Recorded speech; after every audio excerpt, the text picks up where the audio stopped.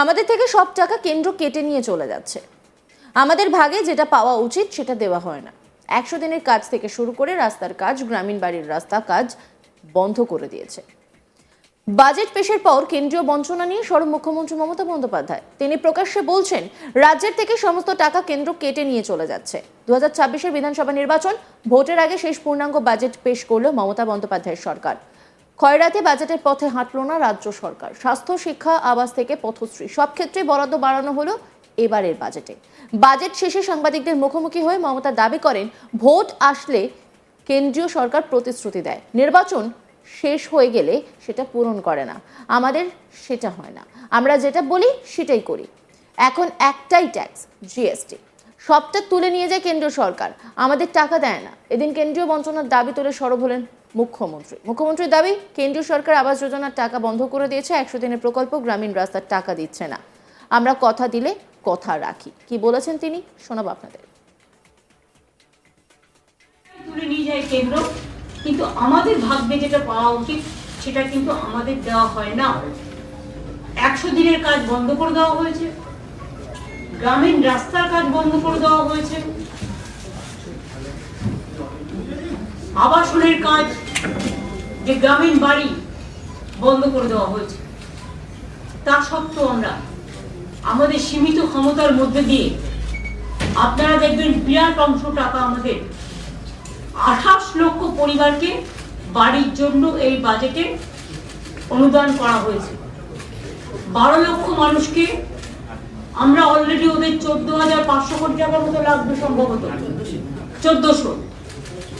আমরা already half দিয়ে দিয়েছি ডিসেম্বরে, আর হাফ 14,000 সামথিং আমরা হাফ দিয়ে দিয়েছি, এবং বাদ বাকিটা পাবে ওরা জুন মাসে, 6 মাসের মধ্যে। আর দ্বিতীয় যেটা 16 লক্ষ আজকে আবার নেওয়া হলো নতুন করে, যেটা আমরা 28 লক্ষ সার্ভে করেছিলাম, ফিল্ড সার্ভে, সেই 16 লক্ষ মানুষ যারা লিস্টে আছেন এখনো পাননি, তারা ডিসেম্বরের মধ্যে প্রথম কিস্তি পেয়ে যাবেন অর্ধেক, এবং সেকেন্ড কিস্তি তাদের বাড়ি কমপ্লিট হবার আগেই আমরা দিয়ে দেবো। অর্থাৎ আমি মার্চেও দিতে পারি, এপ্রিলেও দিতে পারি, জুন পর্যন্ত আমার টাইম আছে, 6 মাস টাইম আছে।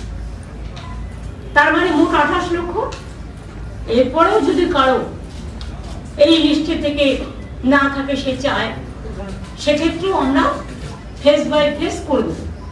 আমরা কাউকেই বঞ্চিত করতে চাই না, কারণ মানুষের মাথার উপরে একটা আশ্রয়, মানুষের জীবনের গভীর শিকড় এবং একটা আস্থানা। লক্ষ্মীর ভান্ডার নিয়ে সুর চড়িয়ে মুখ্যমন্ত্রী বলেন, লক্ষ্মীর ভান্ডার প্রকল্পে এখনো পর্যন্ত 2,21,00,000 মহিলারা পান।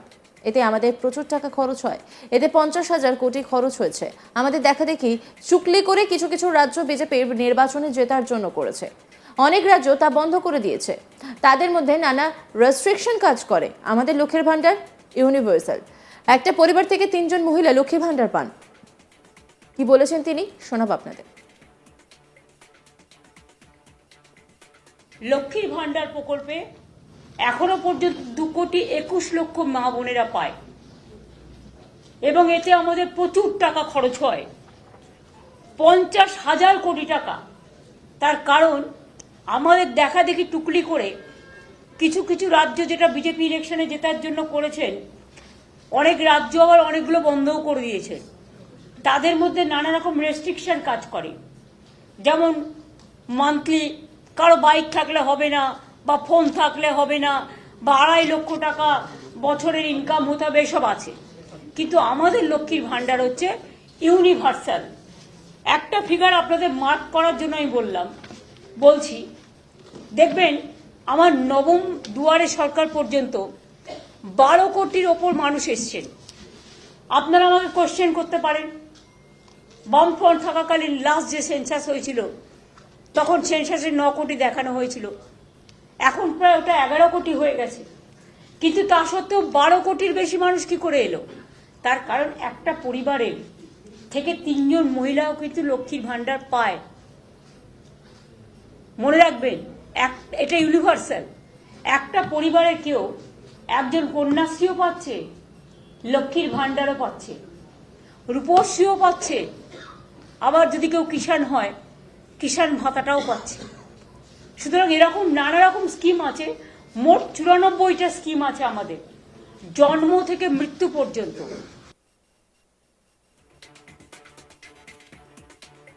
এখানেই শেষ নয়, সেই সঙ্গে তিনি বলেন 4% ডিএ বাড়ানো হচ্ছে। এছাড়াও আবাস যোজনায় বাড়ি দেওয়া নিয়ে মুখ খুললেন মমতা বন্দ্যোপাধ্যায়। কি বলেছেন তিনি, শোনাব আপনাদের।